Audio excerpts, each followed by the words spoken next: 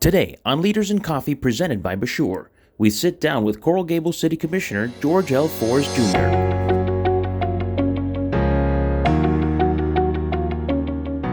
Commissioner, welcome to Leaders in Coffee presented by Bachour. Thank you. Let's go select our pastries. So as you can see, there are many different options here at Bachour, and none of them are bad. They look like works of art. Which one are you having? I will probably have the red velvet croissant today.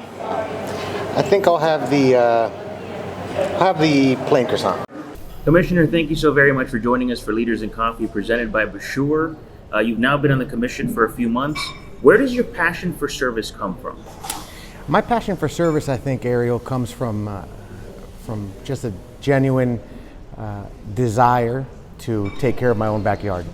That's why I decided to get into local government as opposed to some other form of government, and to really be in a position where I can be driving down the street or speaking to somebody like you, hear a good idea, hear a problem, and be able to immediately address it. That's always been my approach to things, of taking care of my own backyard. I think that's the way I was raised. It became even more of a desire for me when I had kids, and I started thinking more about the future. Not that I didn't before, but I started thinking much more into the future than I did before I had children. I think that's where it comes from. Annexation was a big issue during the campaign for you. The city's stance on annexation has definitely changed a bit since then. What do you think the path forward is for the annexation issue, and do you think the city will take it up going forward? I think that annexation is something that will always be a part of the conversation here in the city of Coral Gables, simply because, for instance, the area of Little Gables is essentially within our city limits. It's an enclave. So I don't think it's going to go away. I personally didn't think it was the right time for it. I was not happy with the resources and energy that was being dedicated to it, because at the end of the day, I didn't think it really stood a chance to pass at this point in time with respect to the Little Gables area. It's something that I will continue to look at. I'm not a never annexation person, but I am happy that it did not happen now, because I don't think either area was ready for it.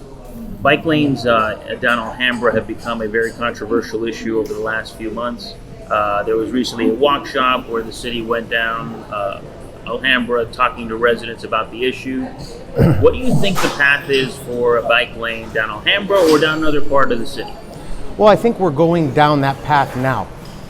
It's community outreach. Those walk shops, like the ones we just had this weekend, this process of government where the elected officials now are hearing from these folks who are for it and against it.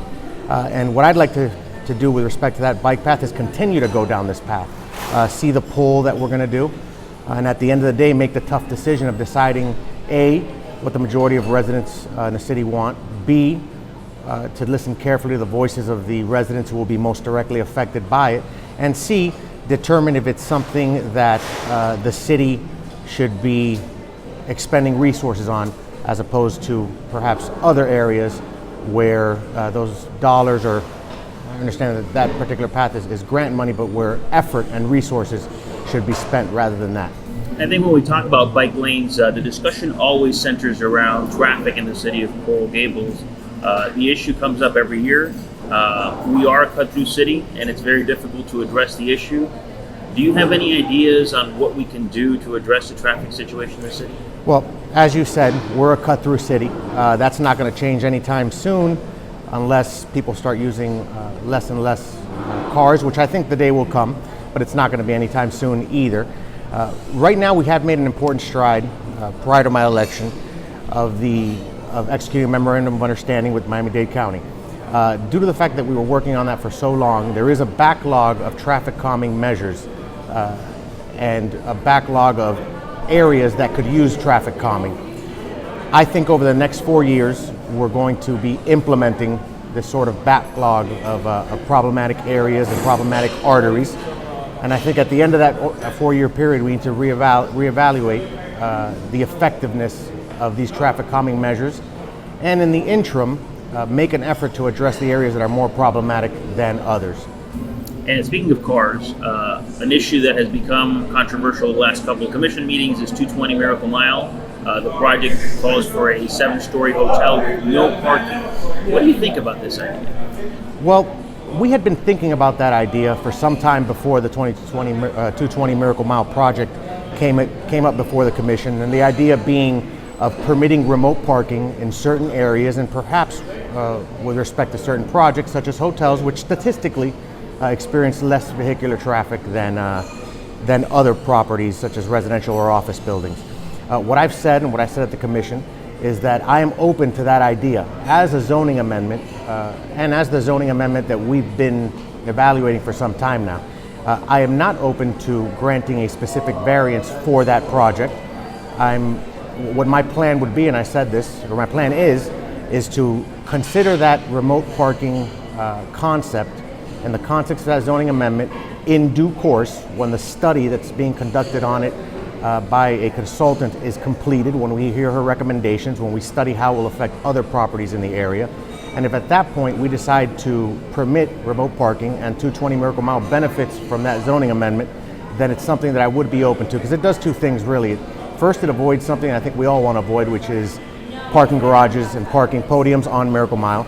Secondly, for areas like Miracle Mile, it would increase the ability or the financial feasibility of a property owner to develop a smaller scaled development rather than eventually sell out to a larger developer assembling various properties for the purpose of building a much larger scale development.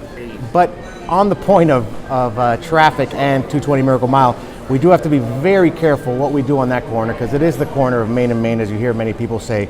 And I've also been very outspoken about the fact that I don't approve of the proposed plan for using the public alley on the rear of the building.